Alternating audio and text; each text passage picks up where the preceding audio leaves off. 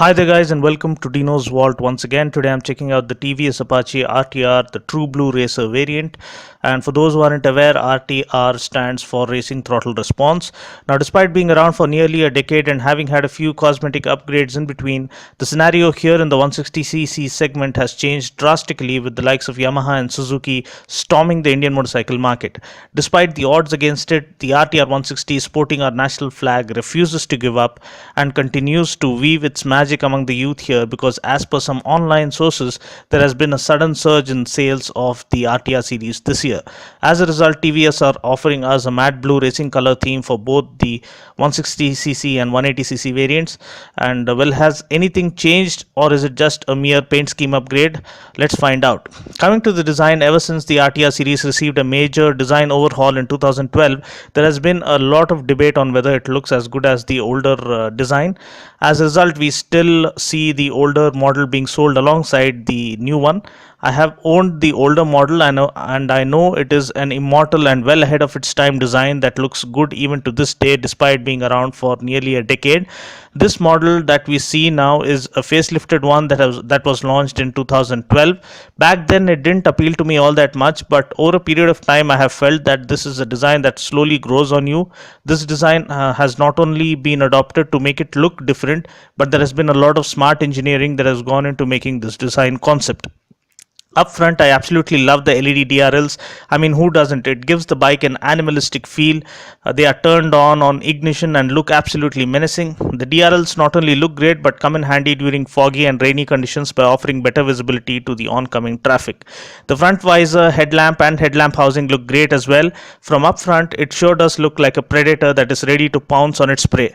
Coming to the profile, the huge tank shrouds do look a bit odd, but they are there for a purpose. They are supposed to reduce the engine heat by 10 degrees, which is great.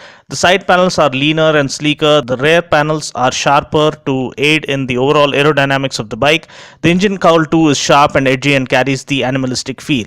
At the rear, we get the chunky split grab rails and twin triangle prism on lens tail lamp setup that look powerful and gorgeous. The instrument cluster looks great with the carbon fiber type finish and blue backlit display. We get a countdown as we turn on the ignition to get our adrenaline pumping.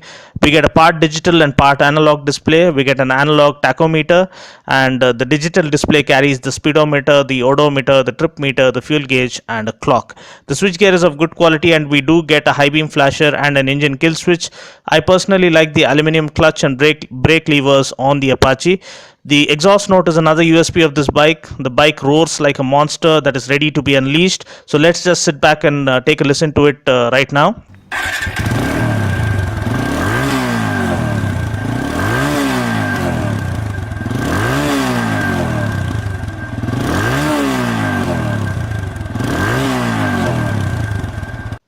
Coming to the engine specs, there is absolutely no change on paper. We still get the same old 4-stroke single-cylinder 159.7cc engine that puts out a maximum power of 15.2 bhp at 8,500 rpm and 13.1 newton meters of torque at 4,000 rpm.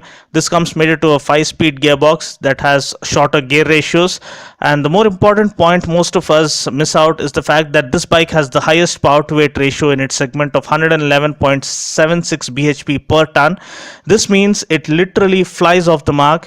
Now, coming to my observations as a former RTR owner, on paper it is the same bike with same specs and power figures, but the feel has changed drastically. The one thing all RTR owners constantly complain about are the vibrations. They did try to reduce it a wee bit with the facelift version launched in 2012. Now they seem to have reduced it further. The vibrations, though still there, are quite minimal when you are in the top gear and find yourself in the mid-range. This bike is completely a rev-happy motorcycle. The more you rev it, the more it feels at ease. It is a monster that has no limits. Another thing I noticed is that the throttle feels delightful and a lot more crisp. The clutch feels is also lighter. And with shorter gear ratios, lighter clutch and brilliant throttle response, it allows you to make lightning fast gear changes, and within a matter of seconds you would have gone past 60 and would be literally blasting across the city streets. The shorter wheelbase of just 1300 millimeters offers great flickability and maneuverability. The foot pegs are rear set to give you an aggressive seating posture. Shorter handle is not low slung, so that you can adjust your seating posture as per your riding style. The seat is nice and soft and comfortable. Talking about the brakes, we get a 270 pedal disc up front and a 200 pedal disc at the rear as an option. RTR 160 was the first bike to offer rotor pedal disc brakes, which offer better heat dissipation, and the brakes on this bike offer good bite and great feedback. Talking about the suspension setup, we get a telescopic suspension up front and monotube inverted gas filled shock absorbers at the rear. The suspension is on the stiffer side to offer superior performance. Talking about the tires, we get 17-inch wheels with tubeless tires with a 90 by 90 front tire and 110 by 80 rear tire. Ground clearance is 165 fuel tank capacity is 16 liters, and mileage, talking about mileage claim, as a former RTR owner, I was getting around 45 kmpl. Please go through my knowledge base section found on the homepage menu of my website for tips on extracting best mileage from your vehicle.